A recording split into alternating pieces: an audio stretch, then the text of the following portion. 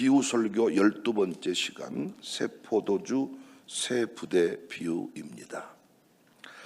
사람들은 보통 오늘 본문의 비유를 이렇게 이해합니다. 새로운 것은 새로운 방식으로 해야 한다. 틀린 말은 아닌데 이 정도로만 본문을 해석하면 그냥 생활 지혜 정도가 되는 것 같아요. 이 비유는 한 질문에서 시작합니다. 18절, 요한의 제자들과 바리새인의 제자들은 금식하는데 어찌하여 당신의 제자들은 금식하지 않습니까? 이 질문은 단순한 금식 문제가 아니라 왜 당신들은 우리처럼 신앙생활을 하지 않습니까? 본질에 대한 질문입니다. 기존 제도에 대한 불만 섞인 질문입니다. 이때 우리 예수님이 답하십니다. 19절에 혼인집 손님들이 신랑과 함께 있을 때 금식할 수 있느냐? 지금은 금식할 때가 아니라 잔치의 때라는 것입니다. 하나님 나라가 이미 왔다라고 말씀하시면서 이 비유를 말씀해 주셨어요. 22절에 새 포도주를 낡은 가죽 부대에 넣는 자가 없나니 만일 그렇게 하면 새 포도주가 부대를 터뜨려 포도주와 부대를 버리게 되리라. 오직 새 포도주는 새 부대에 넣는다. 여기서 중요한 단어가 터뜨린다.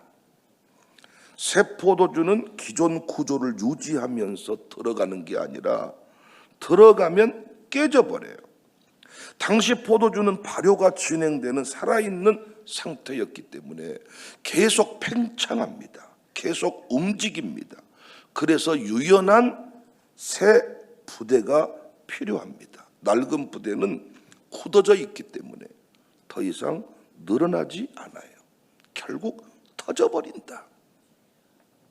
여기서 새 포도주는 복음, 은혜, 하나님 나라, 성령의 생명, 옛 부대는 기존의 종교 구조, 율법, 형식, 공로, 나의 생각 등입니다. 그러니까 복음은 기존 것을 고쳐 쓰지 않아요. 보완하지 않아요. 은혜와 나의 공로 개념은 완전히 다른 거예요. 스스로 복음과 은혜에 부합한 삶을 살지 않으면 부셔버립니다. 복음은 기존의 틀 기득권 세력을 남겨둔 적이 없어요. 그런데 우리 인간의 본성이 문제입니다.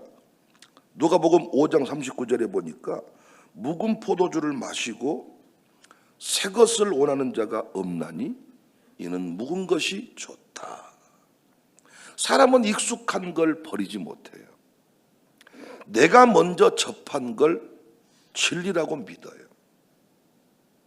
내가 먼저 알게 된 이론을 내려놓으면 손해보는 것 같아요. 그래서 처음 접한 정보가 진리인 것처럼 믿으려고 하는 경향이 있습니다. 복음을 받아도 여전히 옛 방식으로 살려고 합니다. 하나님이 뜻이 있어서 청사교회로 여러분을 인도하셨는데 신앙생활이 뭐가 어렵습니까? 하란 대로 하면 되는 거지. 근데 뭐가 어렵습니까? 천에는 안 그랬는데 다른 교회는 안 그러던데 내가 들었던 유튜브에서는 그렇게 말하지 않던데 그러면 유튜브 목사님하고 살든가. 신앙생활이 결코 어려운 게 없는데 내 기준을 놓고 내 생각을 놓고 내가 처음 어디서 이상하게 공부한 거 그걸 놓고 심지어는 이단에 빠져온 인간도 이단의 그 교주가 했던 말을 중심에 놓고 이단 교주 말을 중심에 놓고 지 목사를 평가한다니까. 이상하다는 거야.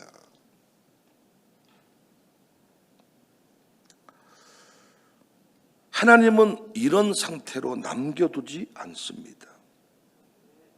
은혜를 말하고 성령을 말하면서 새로운 인생을 살아보겠다고 하면서 옛 부대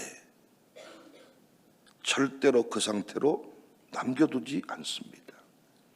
저는 목회하면서 이게 참 안타까웠습니다. 하나님은 그 가정에, 그 인생에 새 역사를 부어주시기를 원하는데 여전히 그 지난날의 사고의 틀을 깨지 못하고 자꾸 불평, 원망하는 것을 봅니다. 이 교회에 왔으면 이 교회에서 잘 배우겠다 하면 되잖아요. 어떤 세미나에 갔으면 그 세미나에서 뭔가 싸우려들지 말고 그곳에서 전해주는 걸 받으면 되잖아요. 어린아이에게서도 깨달음이 있는데 저는 그래서 교수로 학생들을 가르치면서 나하고 논쟁하려 들지 마라. 당신들은 나하고 논쟁할 준비가 안 돼 있다. 그리고 나는 모든 시험이 오픈 테스트인데 내게 좋은 학점을 받고 싶거든 내가 나눠준, 내가 가르친 대로 써라. 내가 가르친 대로 쓰지 않고 나에게 A+를 요구하면 안 되지 않겠느냐. 니도 네 맘대로 쓰고 나도 내 맘대로 점수를 주겠다. 그랬더니 답은 지 맘대로 써놓고 성적 조정기관에 전화가 와요. 성적이 안 나온 것 같습니다. 너는 참 자존심도 없다. 네 맘대로 썼으면 학점도 내가 준 대로 받아야지. 나는 네 맘대로 썼길래 네한테 무슨 철학이라도 있는 줄 알았다. 예이, 부끄럽다. 그래도 학점을 높이 받고 싶냐? 그러면 내가 다시 레포트를 줍니다. 이거라도 써내. 그러면 점수가 조정될 수 있어. 그리고 나랑 헤어졌으면 그 다음부터 내 강의안을 찢어버리면 돼. 수용하는 자세, 받아들이는 자세, 이게 핵심이에요. 저는 교회적으로도 하루속히 버려야 될 옛 부대 방식이 있다고 생각해요. 옛 부대 방식이 여러 가지가 있겠지만 제가 아주 시급하게 보는 옛 부대 방식, 주일학교입니다.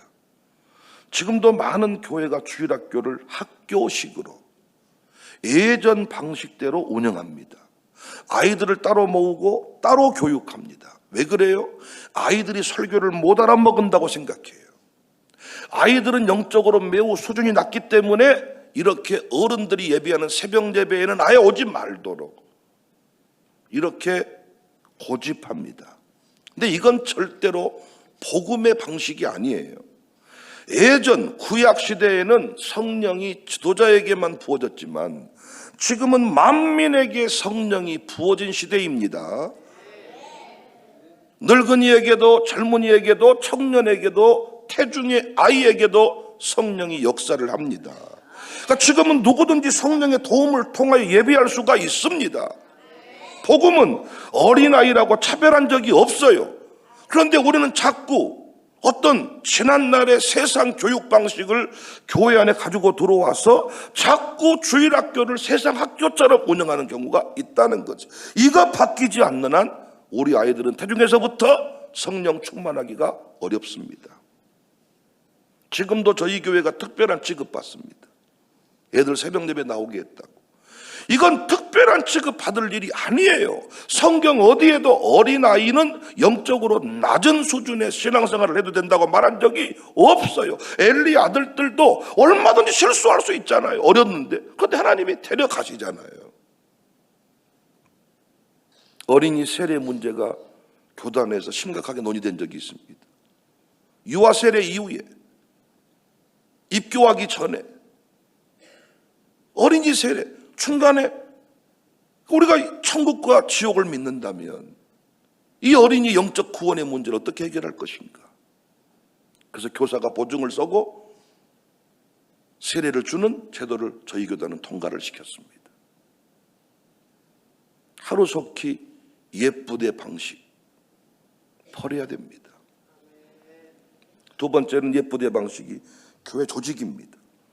아직도 남전도회, 여전도회, 예전 구역 행정 조직, 연령대별 셀의 형태. 저는 이 부분도 여전히 옛 방식이라고 봅니다. 전도 안 하거든요. 근데 왜 이름이 남전도입니까?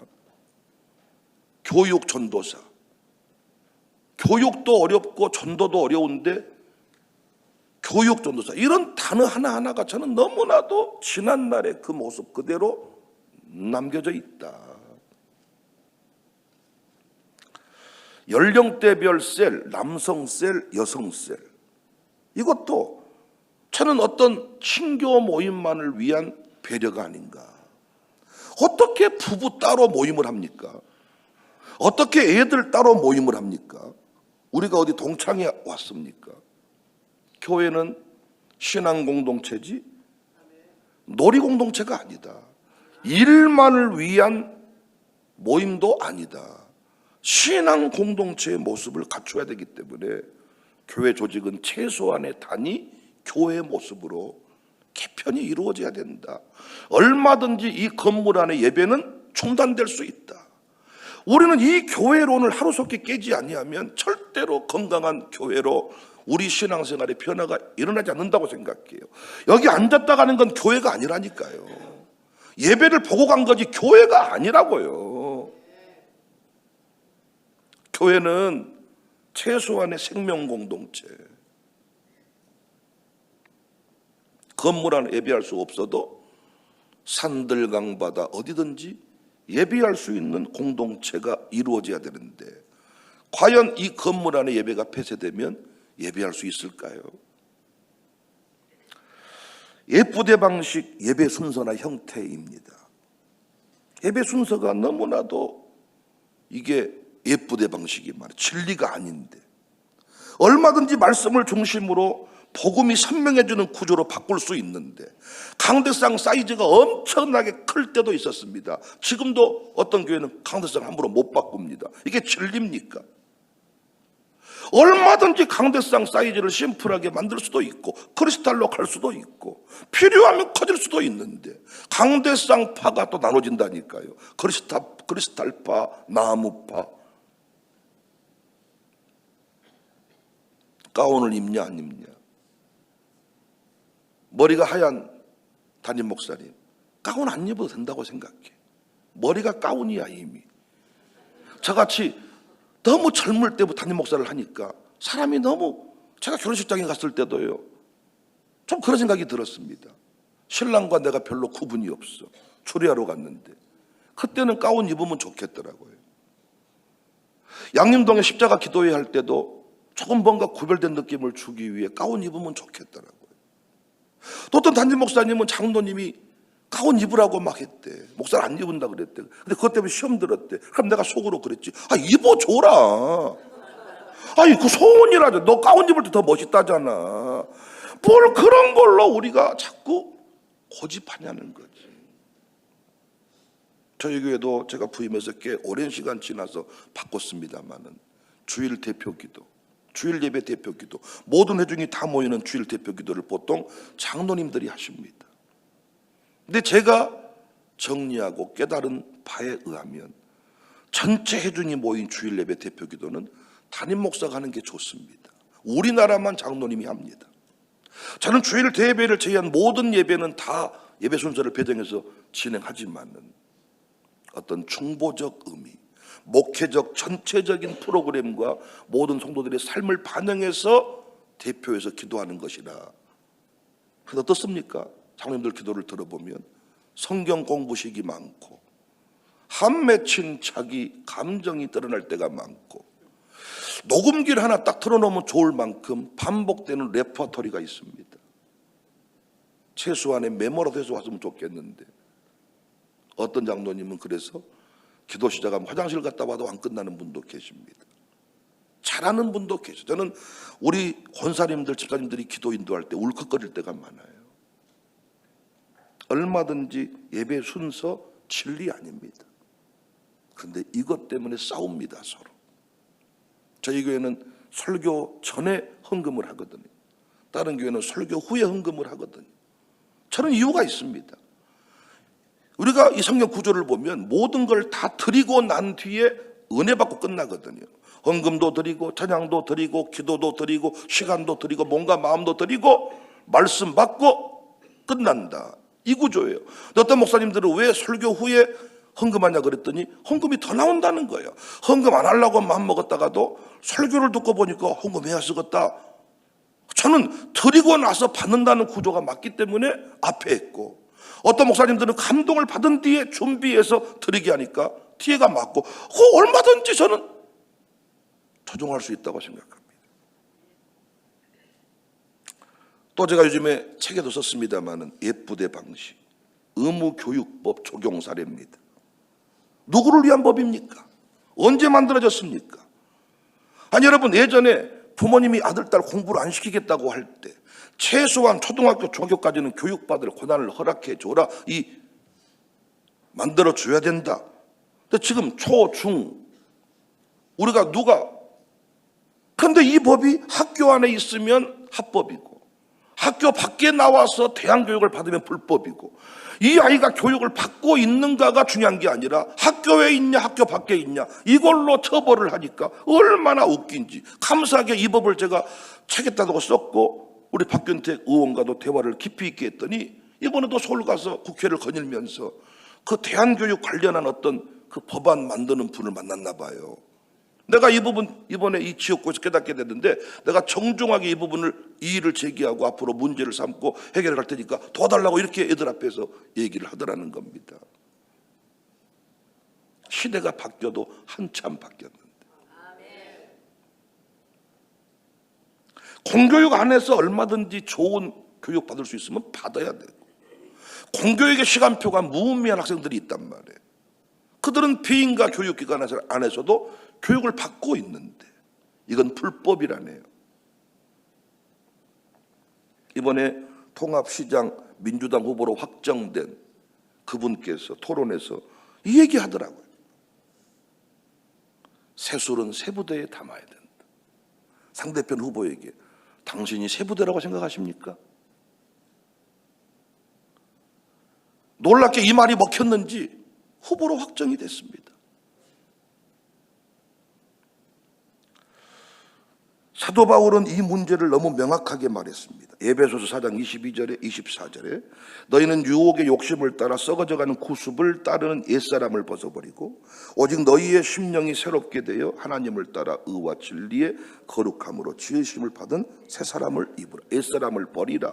구습을 버리라. 새 사람을 입으라. 또 골로새서에서는 2장 16절 17절 그러므로 먹고 마시는 것과 절기나 초하루나 안식일을 이유로 누구든지 너희를 비판하지 못하게 하라. 이것들은 장래일의 그림자이나 몸은 그리스도의 것이니라. 이단 중에 한 이단이 왜 당신들은 유월절을 지키지 않습니까? 유무초칠 나속장 7대 절기는 예수님의 일생을 말해요. 예수님이 다 이루셨기 때문에 우리는 절기를 따라 사는 사람이 아니라 예수님의 삶을 본받는, 예수님 따르는 인생이기 때문에 새 포도주는 옛 부대에 담기지 않습니다. 담으면 터져버립니다. 많은 사람들이 저보고 얘기하더라고요. 목사님은 다른 건 다 개방적인 것 같은데 왜 주일성수, 새벽기도, 10의 1조, 교회 중심, 목사를 잘 섬기자 이런 그 구시대적 이야기를 자주 하십니까? 율법 아닙니까? 그건 시대에 안 맞는 전통 아닙니까? 그걸 없애야 청사교회가 지금보다 10배 부흥하는 거 아닙니까? 우리는 분명히 배웠죠? 새 포도주는 새 부대에 담아야 된다. 여기 새 포도주는 새 부대에 담아야 된다. 구조와 어떤 제도, 방식들은 바뀌어야 된다. 그런데 이 시대의 신앙생활의 문제가 뭡니까? 나를 바꾸는 게 아니라 복음을 바꿔버리려고 그래. 주일성수, 새벽기도, 10의 1조, 교회 중심, 교회 섬김, 목사 존중 신앙은 어떤 사람은 전통이라면서 없애버리려고 그래. 율법이라면서 없애버리려고 그래. 근데 이건 전통이나 율법이 아니에요. 종신대학교 우리 김지찬 교수도 10의 1조 복음이라는 말을 썼어요. 이건 복음이 사람을 바꿀 때 나타나는 신앙의 방식이었지 강요된 규칙이 아닙니다. 강요된 규칙이 아니라 복음을 깨달은 자의 새로운 결단이 주의를 성수한 것이었어요. 율법이 아니었다고요. 들판 한가운데 한복 입고 주일 예배 가는 것이 내가 신자임을, 하나님의 자녀가 되었음을 고백하는 일종의 독립선언이었습니다. 근데 이걸 우리가 뭐라고? 율법이라고 없애버렸습니다.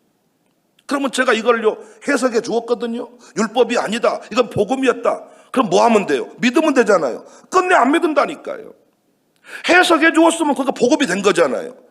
우리 지난날의 선조들은 말을 조금 오해하게 했습니다. 그래서 오해를 제가 풀어줬거든요. 그런데도 안 받아들입니다. 그럼 여러분, 다 없앴어요. 줄 성수 안 해도 된다, 새벽기도 안 해도 된다, 11월 종금 안 해도 된다. 그건 교회가 삥 뜯어가는 거다. 유튜브에 나옵니다. 11조는 교회가 삥 뜯는 거다. 11조를 안 할수록 당신의 신앙은 좋아질 거다. 유튜브 교회 좋은 교회다. 근데 어떻게 됩니까? 그렇게 살아온 한국교회, 지금 신천지 앞에도 벌벌 떱니다. 이단들이 얼마나 기독교를 만만하게 봐버리는지 사람 취급도 안 합니다. 이단은 뭐예요? 이단의 교리를 접하면 그들은 바로 삶을 바꿔버리죠. 이단 교주의 말대로 해버리죠. 그들의 문제는 뭐예요?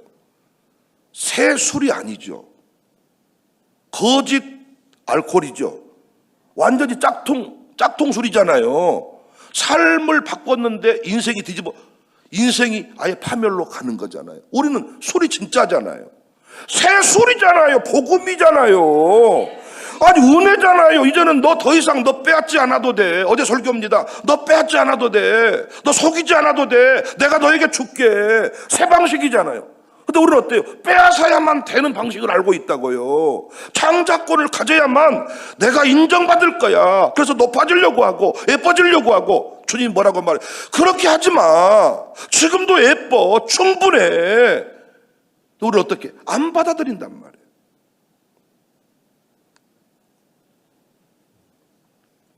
새벽기도 없앴습니다. 여러분도 없애보세요. 새벽만 없으면 인생이 평안할 것 같은데 다시 새벽을 찾게 될 겁니다. 두려운 밤, 홀로 남는 밤, 어디서 고독함을 해결할 수 있을까요? 결국은 주님이거든요. 마룻바닥이라는 단어는 매우 구시대적입니다. 요즘에 장례식장도 전부 다 테이블을 넣습니다. 일식집도 전부 다 의자를 깝니다. 그런데 마룻바닥의 영적인 의미의 해석은 세포도주입니다. 마룻바닥은 겸손합니다. 마룻바닥은 간절합니다.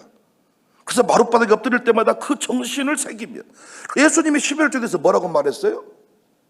저울로 떠서 11조 하는 게 나쁘다고 말한 적이 없어요.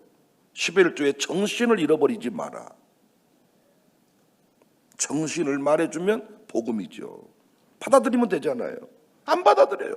그것까지 11조를 안 하고 싶으니까 따져 묻는 거. 설명해 줬어. 11조는 복음이다. 이 말 한마디면 끝난 거 아닙니까? 11조는 복음이니까 하면 되잖아요. 근데 나를 중심에 놓고 어디서 유튜브 짝퉁 목사 말을 듣고 거기 기준에 놓고 한국교회를 바라보는 거죠. 겸손함의 상징, 간절함의 상징. 그래서 마룻바닥에서 부흥의 역사가 일어났습니다. 어제도 저녁에 인계교회 기념 예배당에 모여서 공부를 좀 했는데, 옛날 구역 예배식으로 방석 깔고 호롱불 정도 수준의 그 밝기, 눈이 침침해서 잘 안 보이고, 그래서 카메라 핸드폰을 켜가지고 봐야 돼. 근데 참 그 느낌이 새로워요. 그 마룻바닥에서 방석을 깔고 둘러앉았다는 자체가. 지금 이 시대는 부대를 바꾸라고 했더니 새 포도주 앞에 반응을 달리하라고 했더니 포도주를 바꿔버리려고 그러네.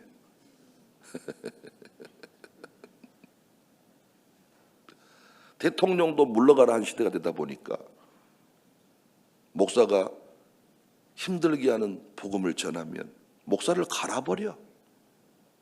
교회도 바꿔버리고. 그래서 자꾸 목사들이 자꾸 이상한 포도주를 들고 나오지 않나. 없는 변형된 복음을 얘기해. 새 부대에 담읍시다. 네, 새 부대. 세대통합 목회도 깨달았잖아요.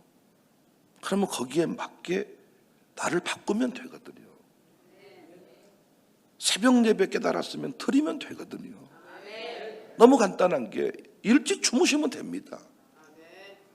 10시 반에만 자도 간, 암 걸리지 않는 이상 3시 되면 눈 떠집니다. 근데 10시에 주무셨는데도 아침에 7시 돼버렸어요. 건강검진 속기 받아보시기 바랍니다. 더 좀 힘을 내고 싶으면 9시에만 자면 2시 반에 눈 떠집니다. 남자들은 전립선에 문제가 생겨가지고 그쯤 되면 다 화장실 가야 됩니다. 근데 몇 시에 잡니까? 12시에. 뭐 하느라고? 유튜브 보느라고. 12시에 자고 새벽 4시 못 일어납니다. 자기는 새벽 체질, 자기 저녁 체질이라나. 그럼 너는 언제부터 먹고 새벽 체질이었답니까? 내가 뭐 늙은 할배입니까? 새벽을 깨우지 않으면 목회 안 되겠다 싶은 걸 깨달으니 저녁을 죽인 거죠. 근데 지금도 새벽을 받아들이지 아니하니까 저녁이 좋은 거잖아요. 새 술은 새 부대에 담는다. 새 술은 복음입니다. 은혜입니다. 하나님의 말씀입니다. 복음의 방식입니다. 이건 시대가 바뀌지 않아. 내가 바뀌어야지. 교회가 바뀌어야지. 술에 틀렸다고 말하면 안 되는 거죠. 이단은 안타깝게도 새 술이 아닌데 부대를 바꾼 거죠. 너무 인생이 아깝잖아요. 우리는 반대입니다. 우리 모두 이 비유의 말씀을 잘 깨달았어요. 일개 정치인도 아는 사실을 우리가 몰라야 되겠습니까? 우리 온전히 새로워지고 수용하여 날마다 변화를 꾀하고 기쁨을 노래하는 주인공들이 되시기를 바랍니다.